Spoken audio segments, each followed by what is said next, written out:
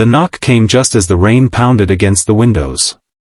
Clara had never heard a sound like it, urgent, insistent, yet strangely gentle. She hesitated, gripping her mug of cold coffee, heart thumping.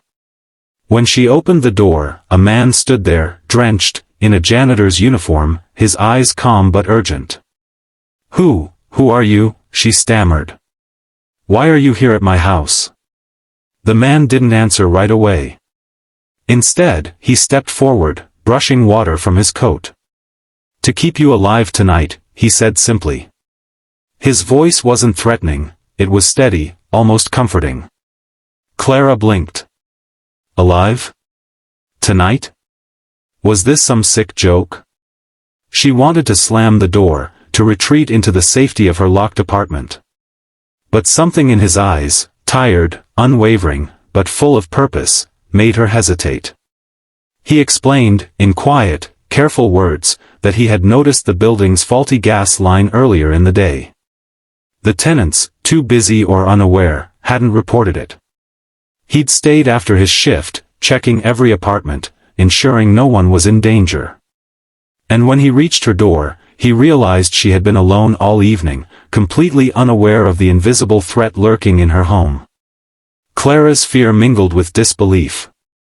A janitor, a single dad, tired from his long day, had risked everything for someone he didn't even know. And in that moment, she realized, some heroes don't wear capes. Clara stepped aside, letting him in. She watched him move quickly but carefully around her small apartment, checking the stove, the heater, even the old wiring in the corners. He didn't ask for anything, no thanks, no recognition, just focused, determined. Why would you do this?" she finally asked, voice trembling. "You don't even know me." He paused, wiping rain from his forehead, and smiled faintly. "Because someone should. Because people matter, even when they don't notice it. And, because my daughter would want me to help." Clara's heart clenched at that. A single dad, caring for his own child, still finding the strength to save strangers. It felt like the world had folded in on itself, revealing a quiet, impossible kindness she hadn't expected to see in her lifetime. As the minutes passed, the rain outside became a torrential roar. Thunder shook the windows, but inside, there was a strange warmth, a fragile bubble of trust and humanity. Clara began to notice the little details, the scuffed shoes, the tired lines around his eyes, the way he never complained, never hesitated. Then the realization hit. The faulty gas line, the silent, invisible threat, had been fixed. Without him, she wouldn't have known. Tonight could have ended in disaster. She wanted to say something monumental, something that could convey all the gratitude and awe she felt. But words felt empty. Instead, she offered him a towel, a cup of tea, and a seat by the window. And in that quiet exchange, Clara felt a shift inside herself, an understanding that acts of true kindness often come from unexpected places, from people we never imagine, but who change everything in a single night. Clara watched him sip his tea quietly, his gaze distant, yet comforting. She wanted to ask more, to understand his story, but the words stuck in her throat. Instead, she found herself listening, truly listening, to the silence between the thunderclaps. Finally, he spoke, almost as if confessing a secret. "My daughter, she's 6. She's asleep at home right now. I come to work early so I can make sure she's safe. And tonight, I made sure you were safe too. That's all." Clara felt tears prick her eyes.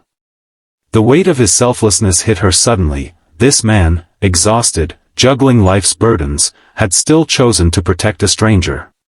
She realized that her own worries, her own sense of loneliness, seemed small in comparison. Then came the twist she didn't expect. The storm outside had knocked out power across the building, and when she glanced at the window, she saw her neighbors huddled in the dark. Some were frightened, some unaware of the gas leak. The janitor had gone door to door, quietly warning everyone, making sure no one was in danger. He hadn't told her, he hadn't needed to. "Why didn't you tell anyone?" she whispered. "Some people just need a hand," he replied, not applause. Clara sat in silence for a moment, the reality of his courage settling in.